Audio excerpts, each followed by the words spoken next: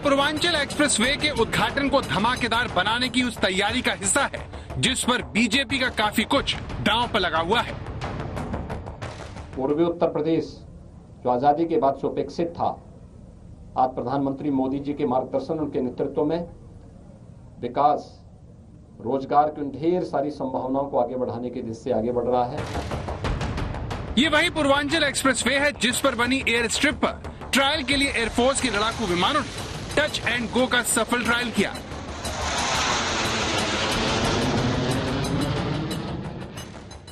आपको दिखाना चाहूंगी, संजय हमारे कैमरा पर्सन दिखाएंगे। आप देखिए, ये तमाम वो लड़ाकू विमान है। 16 तारीख को यहाँ पर उद्घाटन के समय आप जैसा कि देख पा रहे हैं, टच एंड गो की यहाँ की पूरी ये प्रक्रिया होगी और आपात स्थिति में के लिए वायुसेना ने इस रनवे का इस्तेमाल जिस तरह से किया है, यकीनन वो अपने आप में काबिले तारीफ है। 3.2 का ये पूरा किलोमीटर का स्ट्रेच है और यहाँ पर तस्वीरों में लाइव हम दिखा रहे हैं। इसी तरह से कई ऐसे लड़ाकू विमान थे जो यहाँ से दूसरी तरफ जा रहे हैं, दूसरी तरफ से इस तरफ आ रहे हैं। अपने आप में 16 तारीख का दिन जो है वो अनूठा होने वाला है, श्वेता। और आपको बताते चले कि ये प्रधानमंत्री नरेंद्र मोदी का ड्रीम प्रोजेक्ट भी था जिसकी शुरुआत अब हो चुकी है।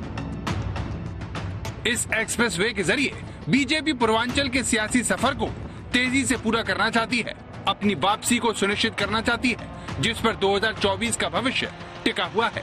इसीलिए 2022 की अग्नि परीक्षा में योगी को सफल बनाने के लिए खुद प्रधानमंत्री मोदी 16 तारीख को यहाँ पर वायुसेना के विमान से आ रहे हैं। में सरकार आज भ्रष्टाचार और भाई भतीजावाद से नहीं, विकासवाद से चल रही है। युद्ध के समय अमूमन दुश्मन एयर स्टेशन को निशाना बनाते हैं। इसी वजह से पूर्वांचल एक्सप्रेसवे पर ये जो एयर स्ट्रिप बना हुआ है वो अपने आप में काफी महत्वपूर्ण हो जाता है ताकि किसी भी आपातकालीन परिस्थिति में भारतीय वायुसेना के हमारी फाइटर जेट यहां से टेक ऑफ कर सके, लैंडिंग कर सके और यहां से अपनी पूरी तैयारी को आगे बढ़ा सके। इस लिहाज से भी पूर्वांचल एक्सप्रेसवे काफी ज्यादा महत्वपूर्ण हो जाता है और 16 तारीख को भारतीय वायुसेना यहां से दिखाएगी अपनी ताकत का प्रदर्शन। 42,000 करोड़ों में तैयार हुए पूर्वांचल एक्सप्रेसवे की लंबाई 340 किलोमीटर है। लखनऊ के चांदसराय से शुरू होकर यह एक्सप्रेसवे गाजीपुर के हैदरिया में खत्म होगा।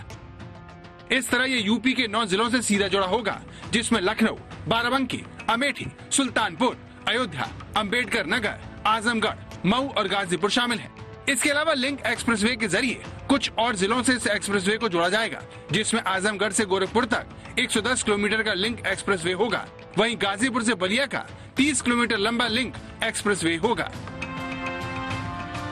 केंद्र में मोदी और यूपी में योगी की सरकार है, लिहाजा डबल इंजन की सरकार के इस दौर में बीजेपी का दावा है कि बहुत कम वक्त में ही इस पूर्वांचल एक्सप्रेसवे को बनाकर तैयार कर लिया गया है।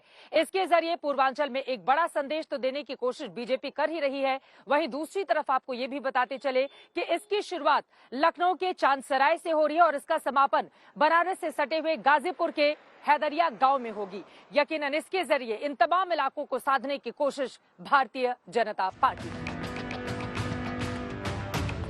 पूर्वांचल एक्सप्रेसवे को योगी आदित्यनाथ की महत्वाकांक्षी योजना माना जाता है।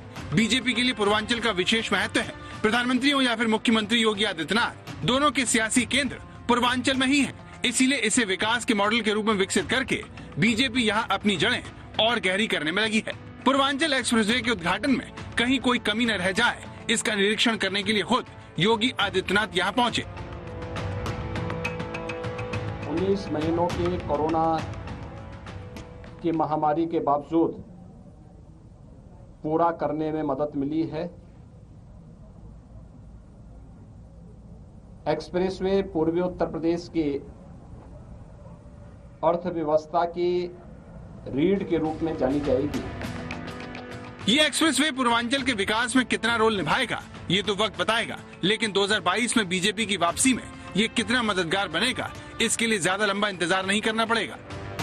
चित्रा त्रिपाठी, सुल्तानपुर, आज तक।